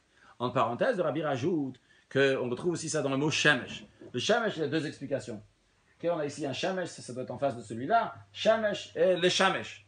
Les Shemesh, c'est quoi la différence? Shemesh, c'est un soleil. Le soleil, c'est un qui donne. Il éclaire. Par contre, aussi, Shemesh, c'est aussi un langage de le Shemesh, de servir, qui fait référence. Comment un juif, il a été créé à Nivret, il est Shemesh et Koni, comme on a mentionné avant, il a été créé pour servir mon créateur. Et ici, Rabbi le ramène aussi la deuxième version qui dit à Lin, l'autre Nivret, il y a les Shemesh et Koni. Donc, je l'ai créé uniquement pour servir mon créateur. Cette notion-là de le Shemesh, de servir, c'est pas une mitziout comme un soleil, un shemesh qui donne. C'est le shemesh, c'est de servir, c'est la soumission qu'il y a, plutôt comme la lune. Non, le rabbi dit, basé sur ce qu'on a dit avant, que la force de la shlichut vient de la première mission qui est dans la Torah. La shlichut qu'Avraham il a envoyé Eliezer pour faire le shidur de Yitzhak et Rivka. Alors on comprend que de la même manière que la première shlichut, la première mission de Yitzhak et Rivka, qu'est-ce qui s'est passé? C'est qu'Avraham, il a donné le qui était le Meshaler, il a donné Kol Asherlo, il a donné tout ce qu'il avait. Pourquoi? Parce que très important, pour que la mission va être faite comme il faut, qu'il va donner tous les détails de ce qu'il a, et que tout va être transcendé par le Yichud Ma'oban. Il ne va rien rester qui ne va pas participer à ce Yichud Ma'oban, à ce mariage de Yitzhak et Rivka. Alors le Rabbi dit c'est la même chose aussi, dans chaque shlichut, dans chaque mission qu'un juif fait, le Shamesh et Koni, cette mission-là qui est pour servir mon créateur. Il reçoit la force du Meshaléach. Le Meshaléach, c'est Kadosh Baruch, c'est Dieu. Et Dieu lui donne Kol Asherlo. Il lui donne tout ce qu'il a jusqu'à la force d'Atzmuto Mahuto Yitbarech, la force de l'essence de Dieu. Que l'essence de Dieu, elle englobe tout. Le juif, quand il va les Shamesh et Koni, il a toutes les forces. Dieu donne Kol Asherlo. Dieu, c'est lui le Meshaléach, c'est lui qui envoie. Il donne la force pourquoi? Pour que le juif va pouvoir faire le Yichud, le lien de Neshama et Gouv, d'intégrer son âme dans le corps, que Dieu vont travailler ensemble dans ce monde matériel. Et de manière que tous les détails, ils vont tous être imprégnés avec Nekuda, Achat, Yichida, Vatachlit. Ce point-là, unique et essentiel, c'est quoi? C'est Gilui Shel Mashiach Tzidkenu. Le dévoilement de Mashiach Tzidkenu. Donc c'est ça, c'est la notion de Shlichut, le Yichud Ma'oban. Bien, en ce qui concerne les questions et la partie d'enseignement, le Rabbi peut dire qu'il a fini ici la sira. Mais là vient, je dirais d'un autre côté aussi, les points essentiels de la sira. Tout essentiel dans la sira du Rabbi. Le Rabbi dit, c'est if you bet, on en est. Le Rabbi dit dans tout ça, ça rajoute encore plus dans notre génération particulièrement, qu'en plus de la shlichut générale, c'est rajouté encore une shlichut particulière. C'est que le Rabbi, c'est rajouté un chidouche dans le sujet de la shlichut, pardon, pas une shlichut particulière, c'est rajouté un chidouche dans la shlichut. C'est quoi? C'est que le Rabbi précédent, Nessi de Reinu chef de la génération, il a nommé chacun de la génération qui va être un shaliach du Rabbi précédent, Nessi de Reinu chef de la génération, pour diffuser la Torah, pour diffuser le judaïsme, pour diffuser les sources d'Achassidut, jusqu'à amener la Geoula à Amitit Vashlema. Tout ça, c'est partie de la mission que le Rabbi précédent, que le Nessi de Reinu, on va dire, chef de la génération, donne à chacun de la génération. Et le Rabbi dit, comme on voit concrètement, que maintenant, c'est plus facile d'expliquer à un juif. Mais c'est un juif comme ça qu'avant, on ne voyait pas le lien avec ça. Avant, certains, quand tu disais faire un shlichut, tu dois aller influencer un autre juif. J'ai même vu personne. Le Rabbi dit, on voit aujourd'hui que ça devient beaucoup plus facile d'expliquer à n'importe quel juif, même si avant ils n'étaient pas liés à ça, de dire qu'en plus de sa mission, de son travail personnel, il a le travail d'être la responsabilité d'être un shaliach, de donner, de partager de ses qualités, de ses connaissances sur les autres, commençant de sa famille, ses copains, ses amis et tous les gens à qui il peut contacter. Ça, c'est une shlichut que le Nessi de Reinu de la génération a donné à tous les gens de la génération. Et aujourd'hui, on voit que c'est faisable, le Rabbi nous dit. Le Rabbi dit, en plus de cette mission qui existe pour tous les gens de la génération, en plus de ça, en ce qui concerne ceux qui ont mérité que dans le peuple juif même, ils ont été choisis pour être des émissaires de Nessi de Reinu. Et tout leur travail, de 24 heures sur 24, il est entièrement Mukdash, il est consacré entièrement pour faire la mission, leur mission de diffuser la Torah, le judaïsme, et de diffuser la chassidut à l'extérieur et d'amener la Géoula. Le Rabbi dit, à plus forte raison, lorsque se rassemblent les shluchim de tous les coins de la terre, donc kinus ha-shluchim ha-olami, que la Gemara elle dit qu'un kinus ha-tzadikim, qu'une réunion de tzadikim, c'est na'el ha'ev ve'na'el ha'olam, c'est hana'el ha'ev ve'na'el ha'olam, c'est un plaisir pour eux, c'est un profit pour eux, c'est un profit pour le monde. Donc profit pour eux, donc c'est un vrai profit, un profit de doucha pour eux, pour le monde. Et quand on dit pour le monde, olam, en hébreu c'est aussi le langage de Helen Vester, qui veut dire un voile qu'il y a dans le monde. Donc c'est un profit même pour le monde en lequel il y a un voile du monde. En plus, le Rabbi dit, c'est kinus ha-shluchim ha-olami, le congrès des émissaires à Olami mondial. Olami, c'est encore une fois du monde Helen Vester. Qu'est-ce que ça veut dire? C'est que les shluchim qui se trouvent dans tous les coins de la terre. Et le travail, c'est quoi? C'est d'enlever ce Helen Vester, ce Olam, le langage de Helen Vester, qui a un voile dessus, de l'enlever et de changer en lumière, que ce monde-là devienne une demeure à Kadosh Baruch Hu, de manière qu'il y a le Yichud Ma'uban, qui est une préparation pour la Géoula. Le Rabbi rajoute dans ses Fiou Gimel, dans ça même, ce qu'on a dit jusqu'à présent, ça c'est Shayach, c'est lié avec le Kinus HaShlorim, qui est chaque année, il n'y a rien de spécial pour cette année. Mais le Rabbi dit, cette année-là, il y a encore quelque chose de particulier. Le travail de la Shlichut, de Shlachna Beyat Tishlach. Donc c'est l'expression que Moshe Rabbeinu a dit à Dieu, s'il te plaît, envoie dans la main de celui que tu vas envoyer, donc la Shlichut de Mashiach Tzidkenu. Le Rabbi dit encore une fois, on a dit tout à l'heure, tout au début de la Sikha, que le Rabbi précédent a annoncé qu'on a déjà fini tout le travail, et on est prêt, Imdu Hachem Kulchem, on est tous prêts, le Kabbalah de Mashiach Tzidkenu pour recevoir Mashiach. Le Rabbi dit, quand on voit cela, on en a parlé plusieurs fois, on voit ça aussi dans les événements qui se passent dans le monde, qu'il y a des signes donc, sur la Géoula, sur la délivrance, commençons dans le Yalkut Shimoni, qu'il dit Higi Azman Geulatrem, c'est arrivé le monde de délivrance, un Yalkut Shimoni que le Rabbi a mentionné plusieurs fois, lorsqu'il y a eu la guerre du Golfe. Et le Rabbi dit, comme ça s'exprime dans le fait qu'il y a plusieurs royaumes qui Migarot Zobazo, je ne sais pas si on va traduire Migarot par faire la guerre, en tout cas, ils sont l'un contre l'autre, le Rabbi dit particulièrement dans les pays arabes. Et le Rabbi dit, il inclut particulièrement ce qu'on a vu ces jours-là, dans ce qu'on a appelé Veidat HaShalom. Je ne sais pas quand on dit Veidat HaShalom, mais en tout cas c'était à Madrid en 91, donc c'est à cette époque-là qu'ils ont dit qu'ils sont prêts à tout mettre de côté pour faire le shalom, pour faire la paix, kaviachol, comme si comme s'ils allaient faire la paix.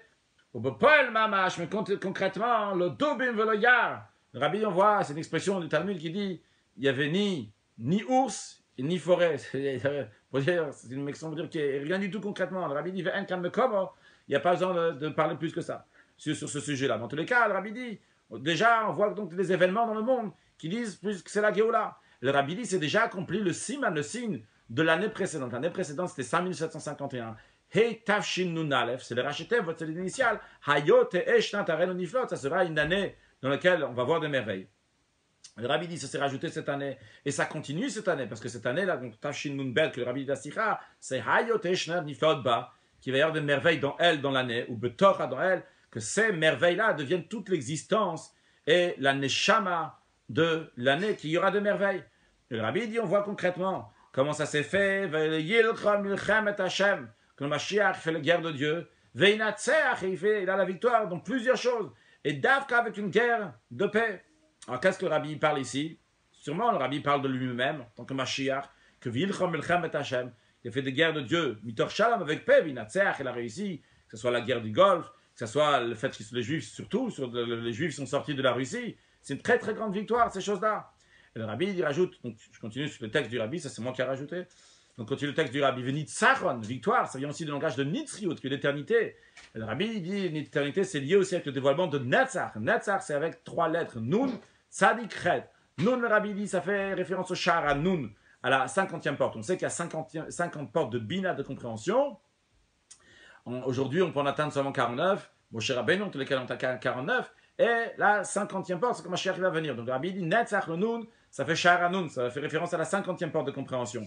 Après, on a le Tzadik. Tzadik, le numéro 90, le Rabbi dit, comme les Bnei Israël ont appelé cette année, on est dans la Shnat Tzadik, on est dans la 90e année. Le Rabbi fait référence à lui-même, qui est dans la 90e année. Donc, puisqu'il avait, c'était le psaume 90 qu'on lisait, parce que le Rabbi était dans la 90e année.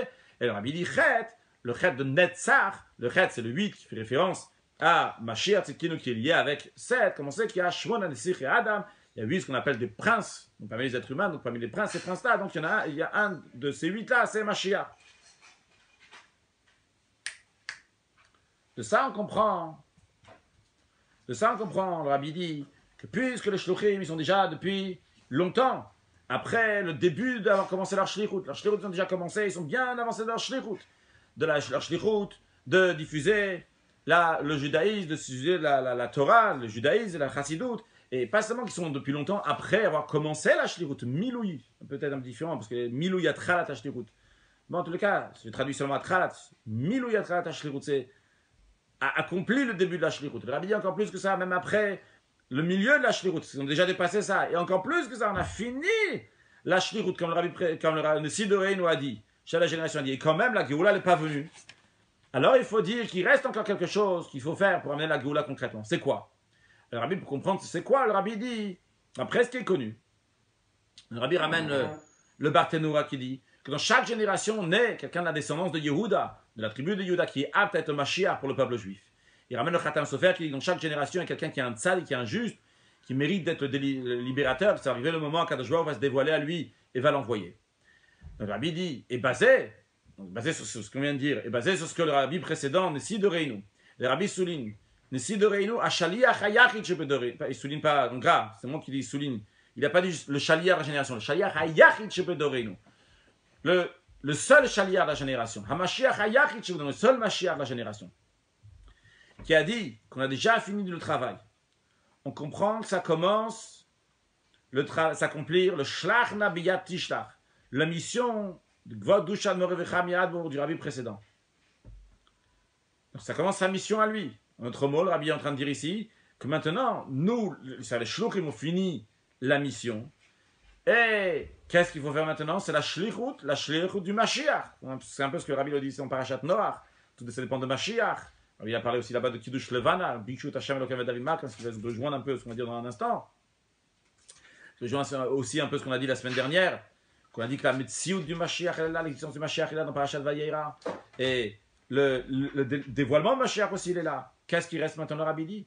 On comprend que la seule chose qui reste maintenant dans le travail de Shlichut, c'est les Kabel P'tem Mashiach Tzidkenu P'tem Mashiach. Le Rabbi souligne ça en gras, de recevoir la face, le visage de Mashiach Tzidkenu, recevoir Mashiach Tzidkenu concrètement, comme on a vu ça aussi au début de la Sira. pour qu'il puisse accomplir sa mission concrètement et de sortir le peuple juif de l'exil.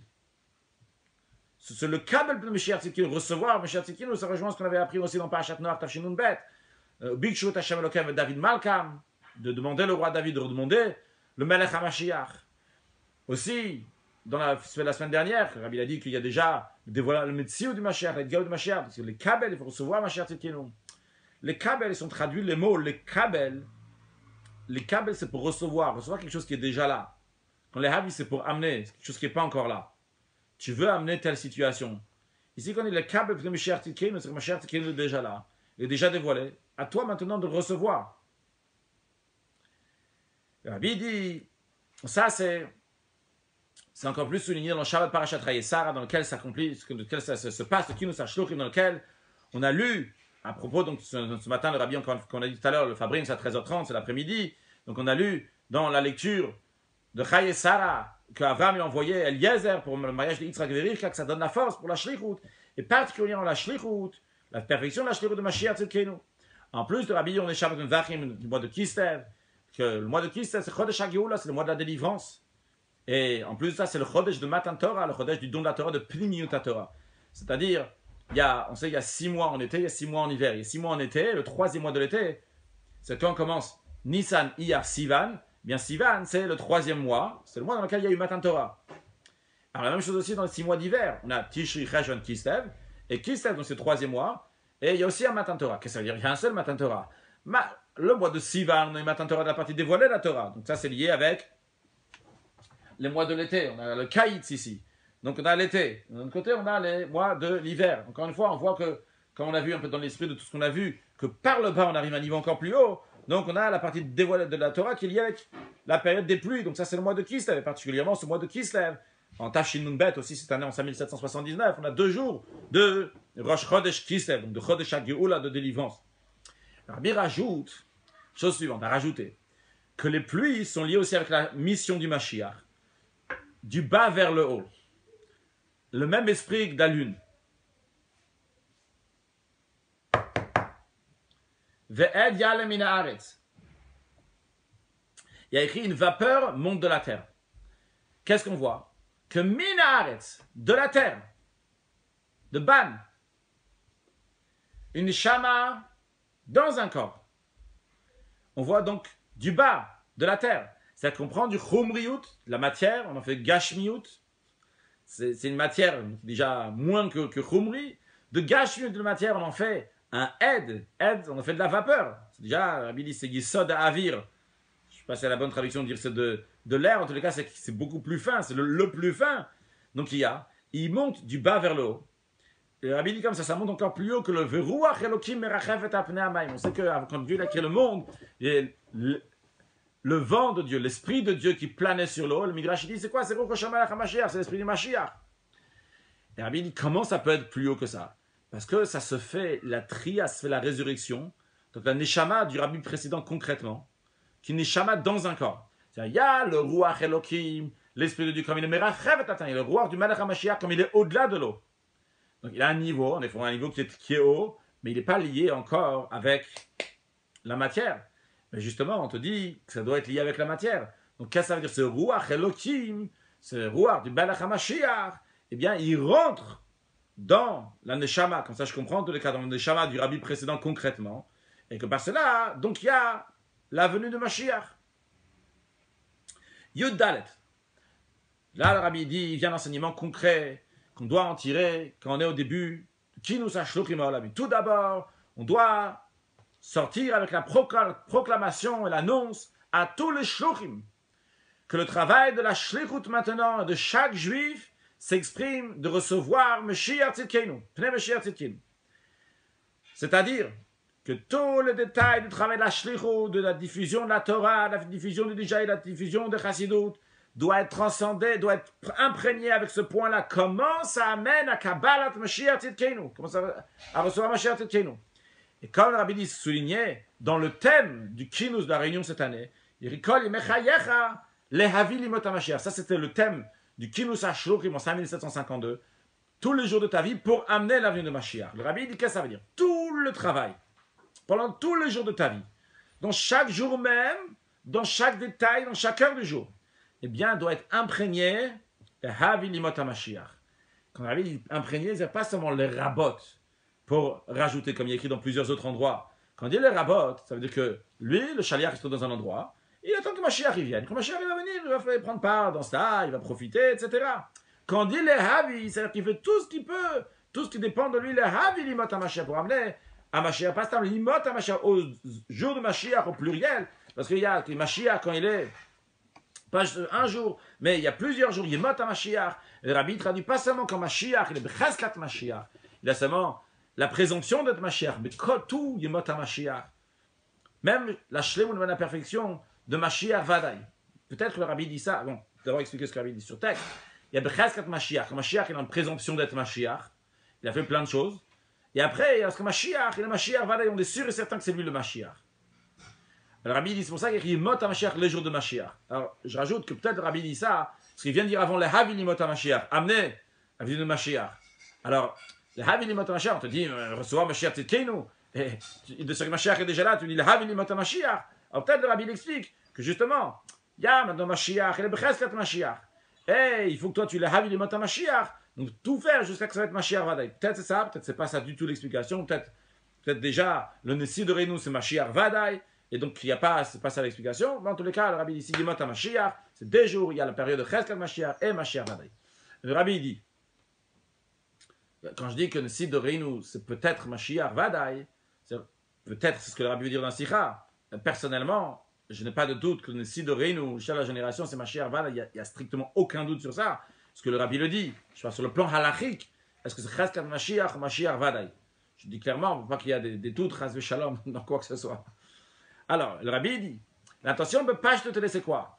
Que des Kinos HaShlochim doit sortir avec des résolutions, on doit prendre des résolutions. Comment chaque Shliach doit se préparer lui-même, de préparer tous les Juifs de son endroit et de sa ville pour recevoir Mashiach Tzidkenu.